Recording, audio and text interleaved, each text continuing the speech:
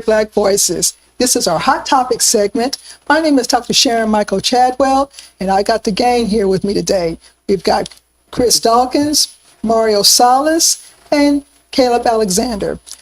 We have quite a few topics to talk about, and one of them is, I have to do it. We got to talk about Sherrone Moore. I just don't understand it. I just don't understand it. What don't you understand? He has a multi-million-dollar contract. Right. I'm just going to go ahead and say, got a white woman at home for a wife, but has to have an affair with another white woman who supposedly was her friend, his wife's friend, and he got fired for just cause for inappropriate behavior in the office. I don't get it. It's kind of like, didn't he see Shannon Sharpe earlier in the year?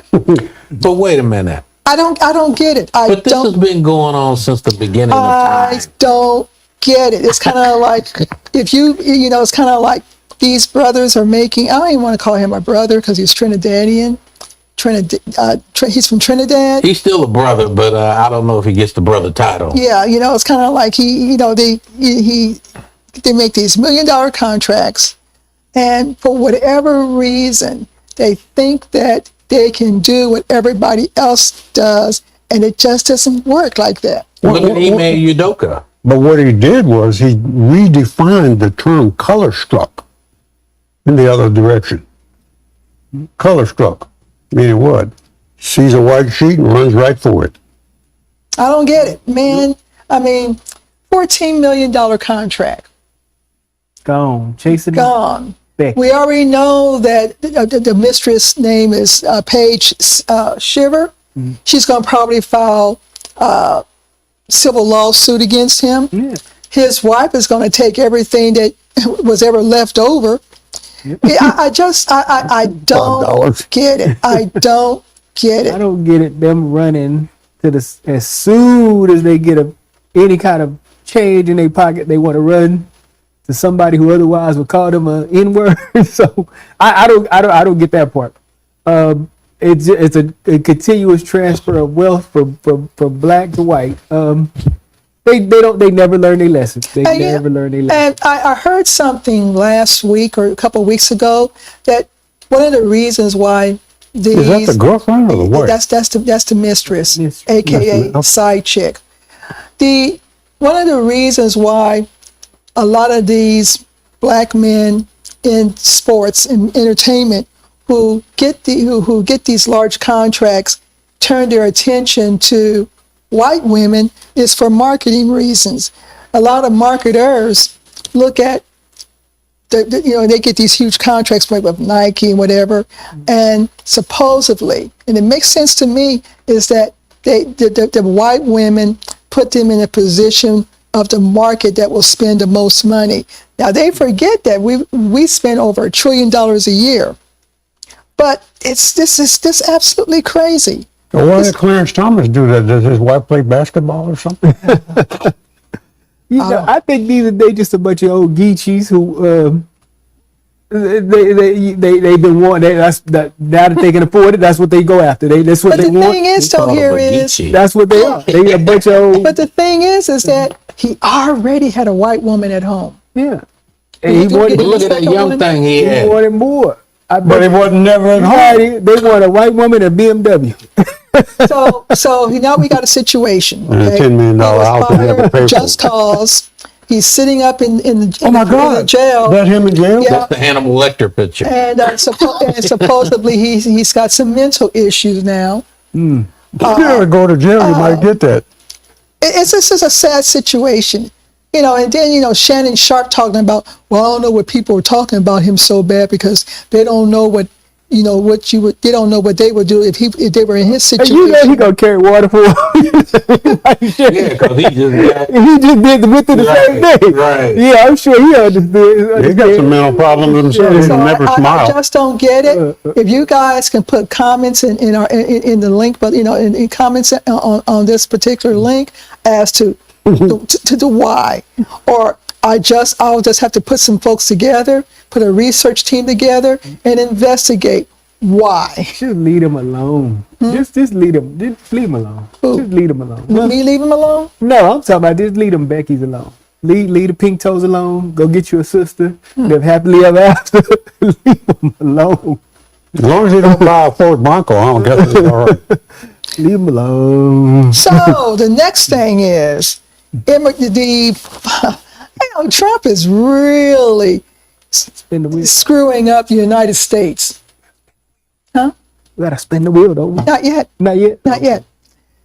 Trump is just screwing up everything for the United States. Now he wants everybody. There's 42 countries in particular that he has his eye on, and some of them are the European countries like UK, France, Germany are on this particular list. But now he wants people who are coming into the United States to turn over 5 years of social media data, DNA information, just really messing up the tourist industry in the United States.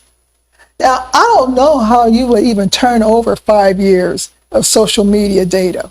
Who's going to allow that to happen anyway? Yeah. That's dumb. Yeah. Is it diversion? Meta would. Well, are they willing to do that without some kind of court order or something? Yeah, they'd be willing to do it. Yeah. Dumb. Like who's gonna do that? And then every time he does something stupid, the other countries reciprocate. Now Americans gonna have to turn over 5 years of social media history to go to the UK. Or he says something he has no intention of actually doing, Yeah. but it makes his base And he's rally. talking about all social media, LinkedIn, Facebook, everything. He's kind of, who does this? So who is the person who looks at this?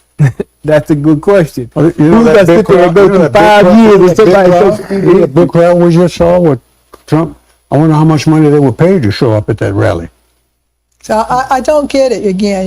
He's everything. He's just tearing it. He's like that spoiled brat who his mama or daddy told him no, so he's just tearing up the room and then moving to the next room, tearing it up because he was told no. He's just tearing it up. It's absolutely incredible the amount of damage he is doing to the United States. Yeah. The good thing is, I've seen some posts now where the Europeans are calling his supporters Trump Americans. They're not, so at least they're separating the people with a brain cell from the people who still support him, because they're calling them regular Americans and Trump Americans. So at least the Europeans know that there's a difference. You know what I mean? So that's good. There's actually a guy running in San Antonio for some office.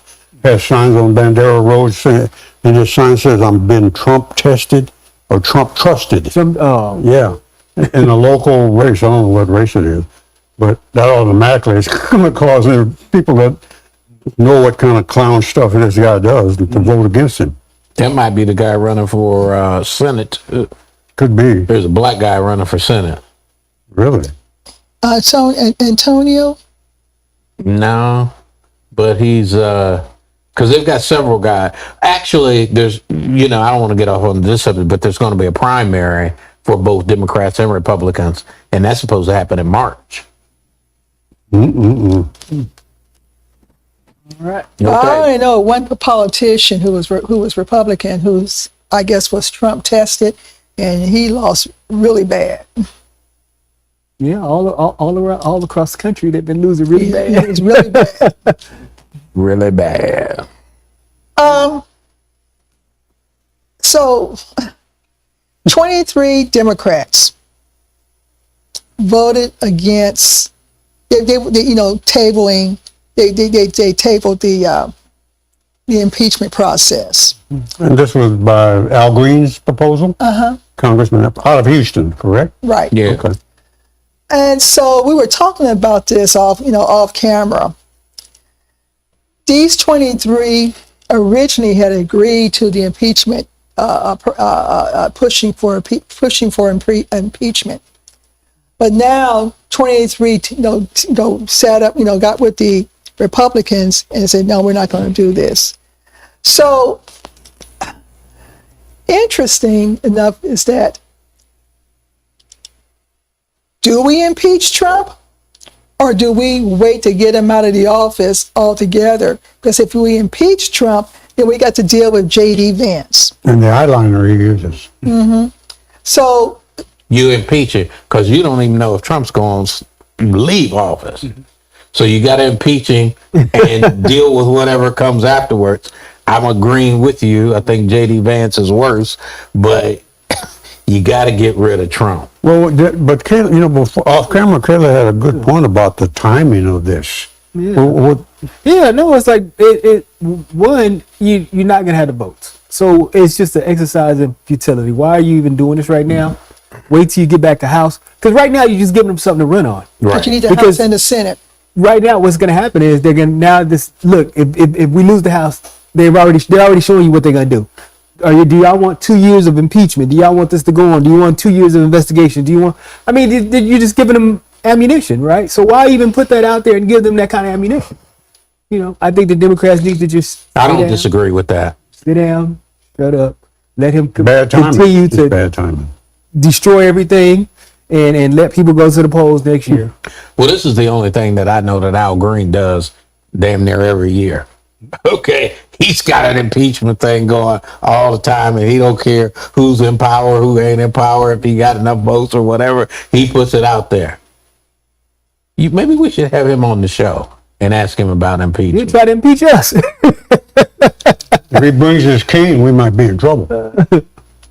Yeah, so it does, in a way, looks bad when the Democrats can't come together as one. Right. But it does make you wonder what's going on. What's the end game? What we got going here? But I have to kind of agree with you, on this one. Democrats right now, But sit down and shut up. they're horrible. They really are. I mean, one, the saying, you know what I'm saying? The Democrats are the only people who could snatch defeat from the jaws of victory. You know what I mean? So they caved on the shutdown. You know what I mean? They caved. So you think Schumer caved. Hakeem will be a good No. Speaker of the House? No, I do. he's horrible. I do. I think he will be. I think he needs to go sit down and shut up. Cory Booker needs to go sit down and shut up. These people are like they're part of the machinery now. You know what I mean? They've been co-opted. Cory came in from in the Senate. He saved people. He was saving people, running the burning buildings and saving people in New Jersey. He's part of the system now. He is. He's been co-opted. Old school Democratic Party policies just aren't going to keep working. Right. Right. Because the people on the bottom, Right. they're tired of that. Yep. But the thing about Hakeem, and I think Cory is tied up in this one, is that they are getting money from APAC. And so that's a huge no-no. Yeah. You know, so it's kind of like, well, you know, if you're getting money from APAC, You're bought. you know, yeah. And sold. Yeah. People just want Democrats to fight. Stand up and fight. That's it. Hey, You don't have like to win. Mamdani. Yeah, that's it. Like you know what I'm saying? Mamdani. You ain't got to win, just fight. Just stand up and Mamdani- fight. Yeah. Mandani said some things I never thought would fly, and especially in a place like New York. Yeah, and it flew. And it flew. Big time. Yeah. Because he stood up, Right. no matter what the criticism Right, was, right. and called Trump And he out. told people, I'm a Muslim and I'm going to continue to be a Muslim. He said, and I'm going to try to do some things. He said, I don't mind being called a socialist. Yeah.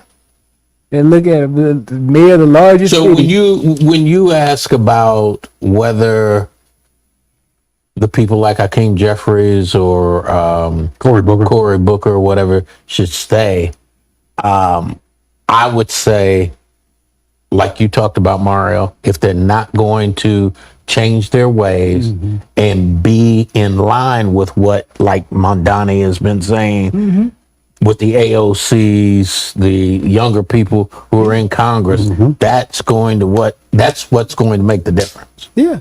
The Jasmine Crown. Look at who the rock stars of the Democratic Party are now. Right. The ones who are out there who are fighting, they're trying. You know what I mean? It's those people who are the rock stars. Those people who have the support all around the country. If you go back to the days of Martin Luther King, they're very similar in a way. Martin Luther King was not going to compromise on that on the issue of racism and segregation.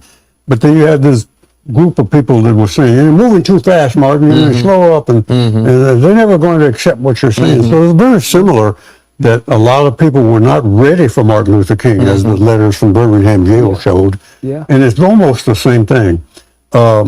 that they're scared of going too far in one direction, and because it's that old corrupted by the old policy Yeah. of the Democratic Party. And look, that don't mean we're voting for Trump, because that ain't going to happen. But you know, No. Mario, what you're saying, I think is very true. When you have somebody like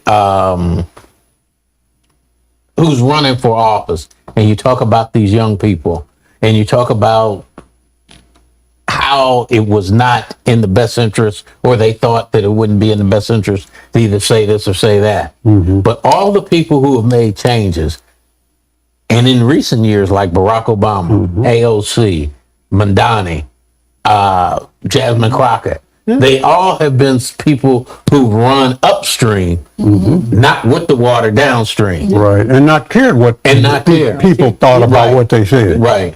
And that, I agree with both of y'all. That's a sentiment now. Stand up and fight, and stop trying to moderate stuff Right. to the point where you're losing all your steam. And the moderate stuff, to me, is the old politics. You know, I think you came up with a very good term: stand up and fight. Yeah. Yeah, yeah. Because I've been listening to other YouTube shows, and that's that's the very sentiment. They said, "Fight, just fight, Yeah. just fight." You Some know, of some of those YouTube shows are hilarious, but they're fighting kind of shows. You know, TikTok ones too are funny as I don't know what, Yeah, but so- they're very, very on point about we've got to stand up strong. Yeah. you know, they're spending too much time. You know, I think Hakeem and Corey is spending too much time trying to look politically correct, and it's keep us in a stalemate the entire time.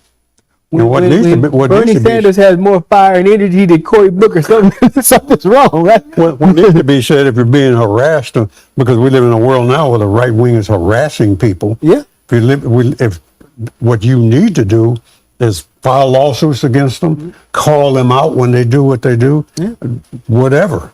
But you got to stand up. Not standing up is you're not And going what do to. you have You to ain't going to win. Yeah. What No, have to you lose gotta when fight you're not in bullies. the majority. You can say whatever the hell you want to say. Yeah. You know that you don't have enough votes, and they ain't gonna agree with you. So the best thing is to stand up. Stand and fight. up and say whatever you need to say. Right. Fight back. Fight back. They're calling your job, trying to get you fired. Fight back. Right. Sue them in court. Right. You know. I don't know about that. Yeah. If you can. No, I mean, and then this look, this thing, this OU thing, right? The little girl, Nikki, who wrote a paper, and I think we talked a little bit about this, but she wrote He called me on this. the this trans topic. she had a trans professor, okay, who gave an assignment. She did something completely opposite of the assignment, and just wrote her opinion of what the Bible says, right? Got a 0. And Turning Point jumped in, and now it's a big giant national issue. And now the right wing is bullying folks. Seems like she was put up to that. She was, I think she was She put up was. to it. But you gotta fight these people, because each and every step of the way, these people they're bullying professors. They're bullying people's business. You know what I mean? The only way to stand up to bullies, you got to fight back, and that's what these people have turned And into. that Turning Point group, they're right. This is Nazism all over again. Yeah. And and you get attacked for saying that, right? Yeah. But that Charlie Kirk, I can name the number of things he said that was racist. Yeah. And that group is racist. And they're giving his wife today, I think it is, some kind of town hall meeting on one of the major networks. So it'll be seen all over the country. And let me tell you what the excuse is. They're saying Turning Point is for free speech. But what is their free speech? Calling black people the N-word? Yeah. I mean, that's what they're hiding behind. Right. To say all the ugly, racist, bigoted, filthy stuff, and then claim we're for free speech. But That's a really slick trick. If it's for free speech, why can't I quote what Charlie Kirk said? That's right. If I'm using Charlie Kirk's word, it's free speech until I start using exactly Yeah, his words to point out the They problem. have free speech, but they don't want us to have free To kind of speech. piggyback on what you said, in DC, you got BLM Plaza, right? They're trying to, There's a push to change it, strip out the BLM yeah. and call it Charlie Charlie Kirk Plaza. What? Yeah. You know, These people were insane. Like no more free admission to the national parks on King's holiday, right? And Juneteenth. And Juneteenth. Now it's Trump's birthday. So it's insane. These people are like try to, like I say, they're attacking Black history. They're attacking any kind of Black contribution Because they claim free speech. Because whatever, yeah. So I mean, it's on the wholesale cultural erasure, erasure of any kind of Black history, Black contribution, or anything in this country. We have to fight back. Yep. You know what I mean? We really do. And speaking about fighting back, we got one more issue before we go to a new segment for the show. So the Senate decided to not vote for any of the subsidies for ACA. And we're about to go into a shutdown. And that means they may not come back until they're told to come back. So that means in January, there's a possibility that millions of people are really going to lose their health care benefits. And I was talking to my personal trainer, and her daughter is a scriber, and she was saying it's cheaper really just to go to your primary care doctor versus the ER because of the type of equipment they have to use to try to figure out what's wrong with you. And I said, how much is the price difference? She says, thousands. So, this isn't a Black thing at this point. It's not a white thing. It's really an American thing. It's a human thing. It's a human thing. Yeah. And I know that we all have people who are in care for various reasons. Your wife, was in care for her reasons. And if it wasn't for the insurance, then it would really fall to the family trying to figure out how to get that care that they need if we can even afford it. So what's going to happen here is now a lot of people are going to go bankrupt. Some people may go homeless. But it's a shame that this so-called Christian administration is doing the damage that I'm seeing that is totally against what the section of the Bible, which is the New Testament. What would Jesus do? They're stuck on the Old Testament, but what would Jesus do? And you're killing folks. You're absolutely killing folks. So help me with this. I'm going to go back to a term that you use with Shamar Moore. And you said, I just don't get it. I just don't get it. And I'm going to say the same thing about this. What is it about America? Where supposedly they want to tout that we're the richest nation, the most powerful nation, blah, blah, this, that, and the other. And we're the only country that does not have universal health care. They're too beholden. What is the problem? They're too beholden to that 1% who makes millions of dollars each day. No, But, billions of dollars. Okay, millions of dollars each day. They're taking from the poor to give to the rich.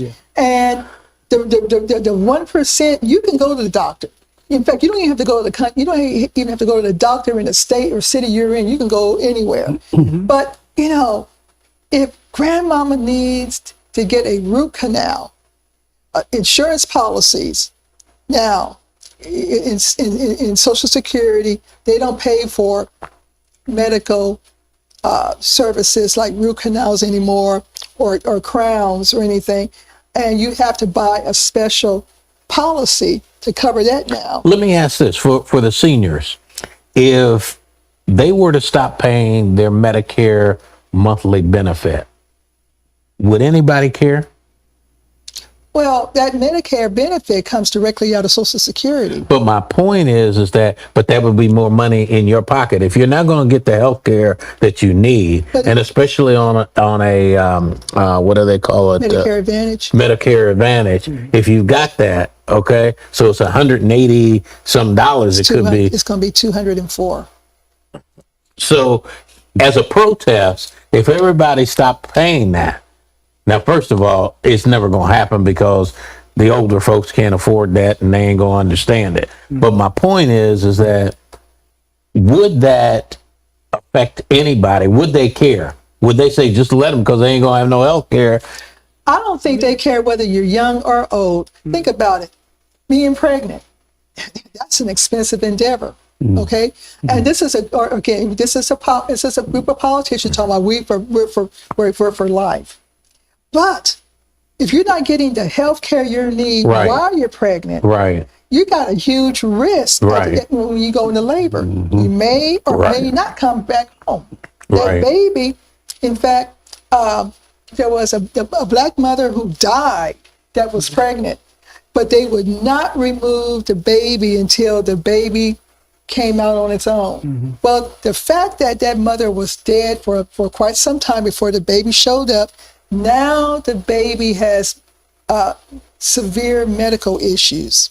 So this is the other thing too, right? This is the ACA. So people Affordable Care Act. people are already reporting their insurance premiums have gone up, triple. People are saying that my insurance has gone up by $700 a month. You know what I mean? A month. That is insane. Who can afford an additional $700 a month, So let's or an talk about- additional $2,000 or $3,000? So let's talk about the For a residual family. effects on that, okay? So the premium's gone up. So you have to decide on one thing. You pay the premium or do you buy the food? Do you pay the premium or do you Pay the rent. you pay the rent? Yeah. So now we're going to, as a whole nation, minus the 1%, because they can go to the Riviera, they can go to Dubai, whatever, okay? As a nation, we are going to see some residual effects in other areas because of these high premiums. Yeah. People are paying for a family, their policies are going up $2,000 a month. Wow. That's for a lot of people, that's a house note. $2,000 a month, that's a house. That's a house note. Yeah. And so people are, and they're spending what they should be spending for a house note. They're spending on Healthcare. insurance. Yeah. Insurance that they may not use, but who wants to be without it? Who wants to take that chance and be without it? Well, and you know what's happening too is they're mentioning on the news and everywhere else that these proposed cuts and so forth are hurting Trump's base, mostly poor, middle and lower income whites are being shocked by this. But that kind of doesn't surprise me. Look what they did during the Civil War: use poor white guys to fight for the plantation owners. Yeah. So it's not really collateral damage; it's planned attack because they don't like billionaires don't like poor They don't white like people poor white people either. They hate black people and they don't like poor white people either. Yeah. So the United States is at a turning point. Either we realize that Vaseline needs to be bought into this process because we're getting burnt, okay? And 2026 is going to be very, very interesting. Again, I have a son, and I asked him about what's your premium about to go up? And he says, "Mama, it's about to go up to $400." I said, "What were you paying?" I said, "What were you paying before?" He said, $76. So this is ridiculous. This is absolutely ridiculous. And they said, "Well, you can go get another job." Where are the jobs? The jobs report. We've lost millions of jobs. Tens of millions. They won't even release the job report right now because it's so bad. They release it in months. We don't have the jobs available to help people make the extra money needed to pay these premiums. Right. So I don't know, United States. As we say, we're going to hell in a handbasket, and some of us like to figure out how to get out the handbasket. Right. So I know we got a new segment coming up, right? Yeah, we're going to spin the wheel. Can I say one thing before we go to the new segment? Okay. There's a new trend with young black men, right? The quarter zip.